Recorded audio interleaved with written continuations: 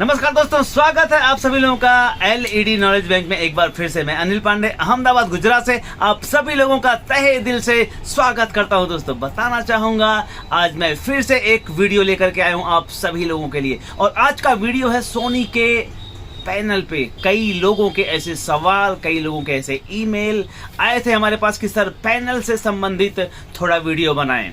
और पैनल के फोल्ड को लेकर के काफी कंफ्यूजन रहता है लोगों में, लेकिन जब बात आती है सोनी की तो कंफ्यूजन और भी प्रबल हो जाते हैं। ऐसा लगता है कि सोनी अर्थात बम, नए नए टेक्नीशियंस उसको छूना भी नहीं पसंद करते हैं, डर करके ऐसे ही वापस कर देते हैं। बताना चाहूंगा दोस्तों, सोनी का सेट कोई डरावना नहीं है, बल्कि दूसरे सेटों से और आसान है। तो आज का वीडियो आप सभी लोगों के लिए सोनी के सेट पे लेकर के आया हूं मैं अनिल पांडे अहमदाबाद से। तो चलें आज के वीडियो के बारे में डिस्कस करते हैं। ज्यादा समय न लेते हुए मैं बताना चाहूंगा कि आज का जो वीडियो है सोनी का एक एलईडी है जिसका मॉडल है KLV40R 562C।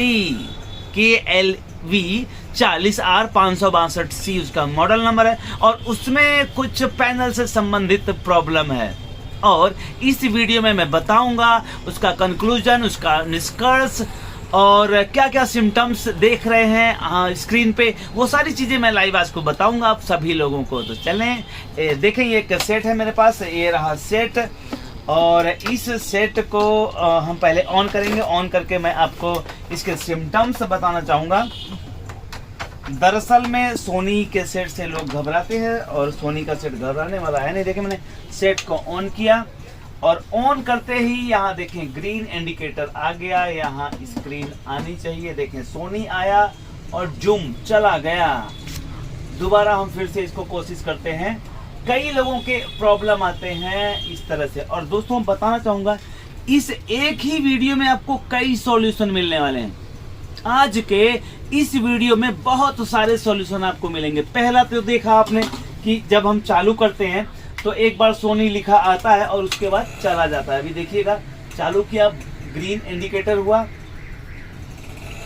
सोनी आया, जूम चला गया।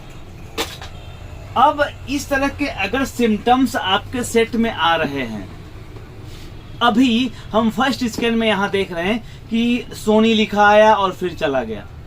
अगर इस तरह के सिम्टम्स आपके सेट में आ रहे हैं तो जब आप स्केलर पीसीबी तक पहुंचोगे तो वहां पे आप देखोगे कि स्केलर पीसीबी में वोल्टेज आते हैं और फिर चले जाते हैं। जब वहां पे वोल्टेज गायब हो जा रहे हैं, इसलिए स्क्रीन पर से पिक्चर भी चली जा रही है। दरअसल में बड़ा कंफ्यूजन रहता है कि पहले वोल्टेज जा रहा है इसलिए पिक्चर गायब हो जा रही है, या पिक्चर गायब हो रही है तब वोल्टेज जा रहे हैं। ऐसे बहुत सारे कंफ्यूजन भरे आप लोगों के मन में सवाल चलते हैं। तो मैं बताना चाहूंगा दरअसल में हो क्या रहा है।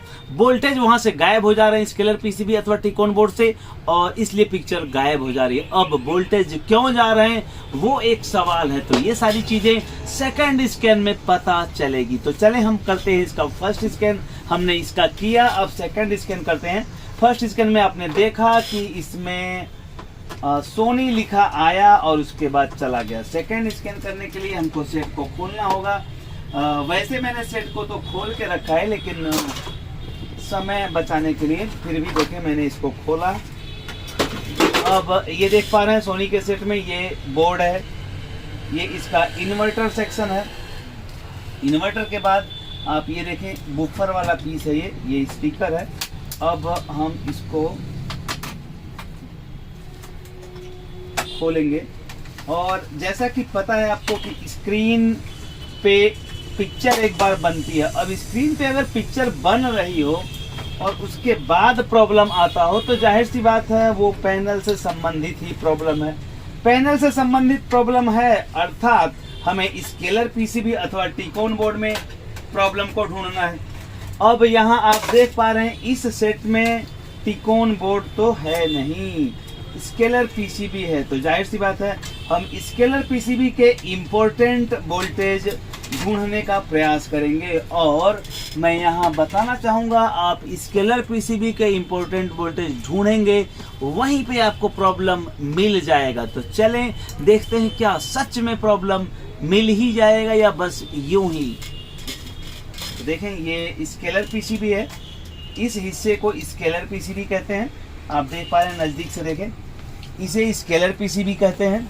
ये दोनों जो होते हैं वो सोर्स कॉफ होते हैं। ये एलवीडीएस केबल होता है जो एफएफसी फॉर्मेट में है।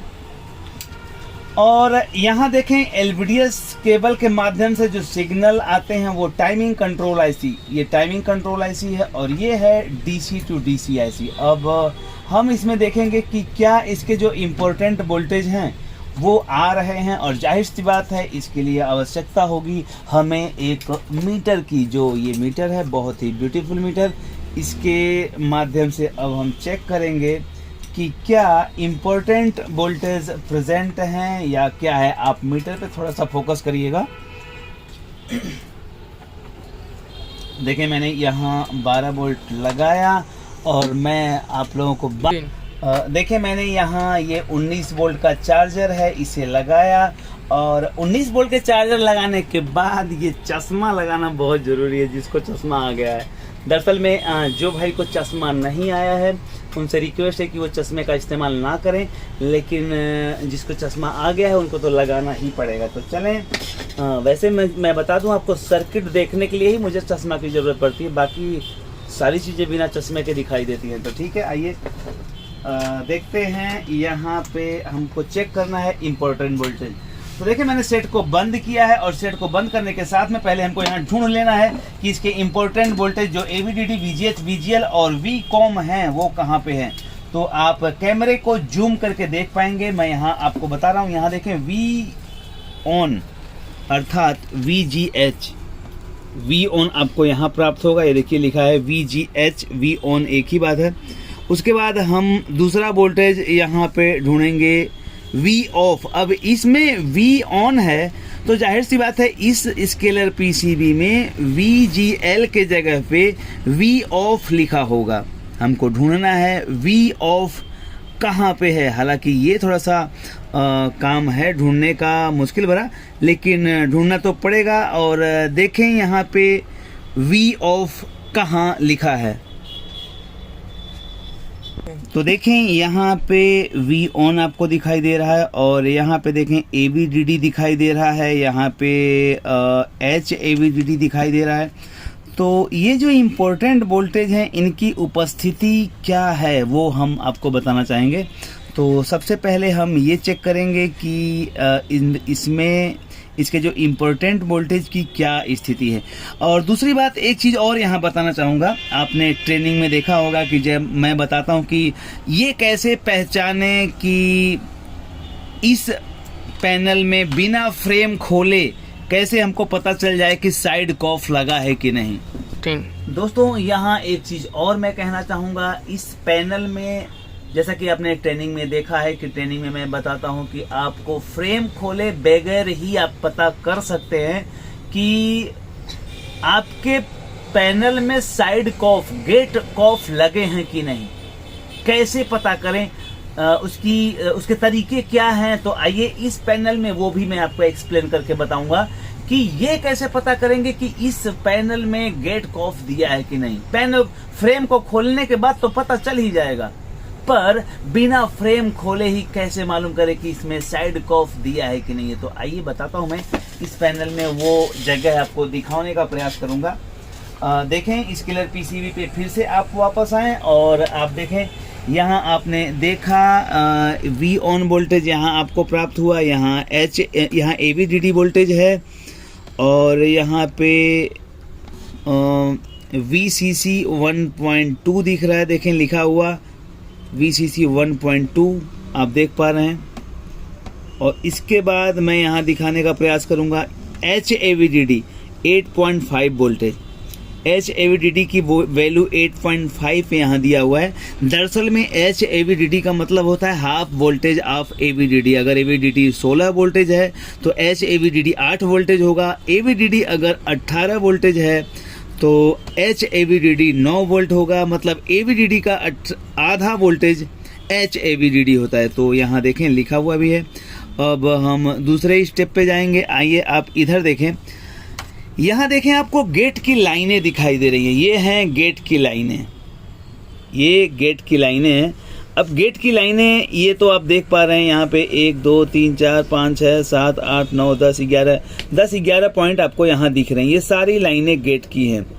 अब गेट ड्राइव कहाँ से निकलता है, आपको पता है कि गेट लाइन कहाँ से निकलती है। मैंने आपको बताया था कि गेट की लाइनें जो लेवल शिफ्टर आईसी है वहाँ से निकलती है। अब लेवल शिफ्टर आईसी से निकलने वाले जो सिग्नल हैं वो CKV लाइन है। देखें यहाँ पे लिखा हुआ है, इस सारी CKV की सीरीज आपको यहाँ दिख रही है। आप जूम करके देख सकते हैं CKV की लाइन ये जो दिख रही है, ये CKV की लाइन अगर दिख रही है तो जाहिर सी बात है इस पैनल में गेट कॉफ नहीं होंगे, और अगर CKV है तो इस पैनल में लेवल शिफ्टर आईसी जरूर है। अब यहाँ एक सवाल और खड़ा होता है कि इसमें लेवल शिफ्टर आईसी कहाँ है। 3 आईसी तो दिखाई दे रही है, तो लेवल शिफ्टर आईसी कहाँ है। तो दोस्तों बताना चाहूँगा, लेवल शिफ्टर कभी कभी माइकॉन आईसी में मर्ज हो सकता है या कहीं भी हो सकता है, वो हम बात करेंगे। दोस्तों यहाँ मैंने आपको बताया कि जिस पैनल के स्केलर पीसीबी में CKV की लाइन दिखती हो उस पैनल में गेट कॉफ नहीं होते हैं। तो क्या सच में ऐसा होता है, आइए देखते हैं। आपने देखा इस वीडियो में कि गेट लाइनें आपको दिख रही हैं, अर्थात जो CKV की सीरीज है वो पूरी मैंने आपको दिखाई। अब आइए पैनल को खोलते हैं और देखते हैं कि क्या सच में इसमें गेट कॉफ नहीं है। मुझे पता है कि इसमें गेट कॉफ नहीं होगा, लेकिन आपको दिखाना तो पड़ेगा। तो देखें, ये रहा पैनल और यहाँ देखें किनारों पे कहीं भी गेट कॉफ नहीं है। तो ये होता है स्थिति। आप फ्रेम को बिना खोले ही समझ सकते हैं कि आपके पैनल में गेट कॉफ है अथवा नहीं है। अभी हम यहाँ करते हैं बात मुद्दे की, और मुद्दे की बात ये है कि इसका सिम्टम्स क्या था। सोनी लिख करके आना और फिर चला जाना। तो अब हम उस मुद्दे पे आते हैं कि सोनी लिख करके आया और क्यों चला गया। तो हम चेक करने का प्रयास कर रहे थे कि इसमें इम्पोर्टेंट वोल्टेज की क्या स्थिति है। तो हम फिर से इसको चालू करेंगे और देखें, आप मीटर को भी फोकस करना है और यहाँ वोल्टेज को भी फोकस करना है। मैंने सेट को ऑन किया है और AVDD पे मैंने मीटर का प्रोड रखा। देखें AVDD आया 16 वोल्ट आया और फिर गायब। फिर से देखें, शायद आप देख नहीं पाए होंगे। मैं दोबारा इसको प्रयास कर रहा हूँ। आपको फोकस करना है मीटर पे। जब टुक की आवाज़ आएगी समझ ले मैंने स्विच चालू किया। तो ये देखें मैंने स्विच चालू करने जा रहा हूँ। आप साथ में लाइट भी देखिएगा, लाइट आएगी, बैक लाइट शुरू होगी और यहाँ वोल्टेज आएगा। 17 वोल्टेज आया और फिर गायब। ठीक है, और लाइट चालू हो गई, यहाँ देख सकते हैं आप। अब सिचुएशन क्या हो रहा है, जितना देर वोल्टेज वहाँ रह रहा है उतना देर स्क्रीन पे पिक्चर बन रही है, और जब वह वोल्टेज गायब हो जा रहा है तो स्क्रीन पे पिक्चर गायब हो जा रही है। पर अब सवाल ये आता है कि अगर यहाँ कोई वोल्टेज गायब हो जा रहा है तो हम दूसरे स्केलर पीसीबी से बाईपास करके पिक्चर तो ला ही सकते हैं। पर कंफ्यूजन ये है कि वो वोल्टेज क्यों गायब हो रहा है वो भी तो ढूंढना हमारा काम है।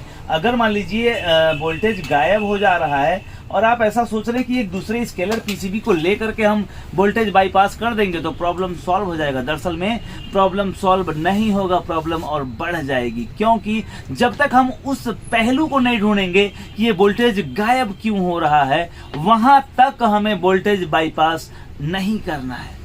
क्योंकि अगर हमने रोग को खत्म नहीं किया, रोग वाले जगह को हमने काट के निकाला नहीं और उस पे दवाई हम बांधते जाएंगे, लगाते जाएंगे, तो मुझे लगता नहीं है कि वो सही दिशा की मेहनत है। तो हमें पहले उस प्रॉब्लम को ढूंढना है कि वो वोल्टेज गायब क्यों हो रहे हैं। तो आइए देखते हैं वोल्टेज गायब क्यों हो रहे हैं। तो इसके लिए तो हमें पूरे फ्रेम को खोलना पड़ेगा। बताना चाहूँगा, जब इस तरह की स्थिति आपके सामने खड़ी हो तो आपको ऐसे में फ्रेम को पूरा खोलना पड़ेगा। फ्रेम को खोल के निकाल लें कुछ इस प्रकार। देखें, सोनी का सेट है तो बहुत घबराने की आवश्यकता नहीं है।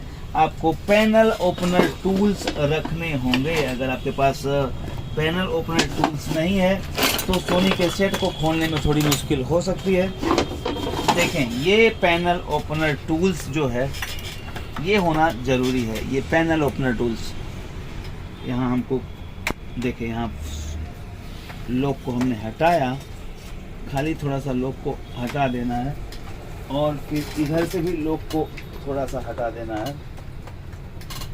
और लोग को हटाने के साथ में हमको सेट को उल्टा कर देना है। देखें कुछ इस प्रकार।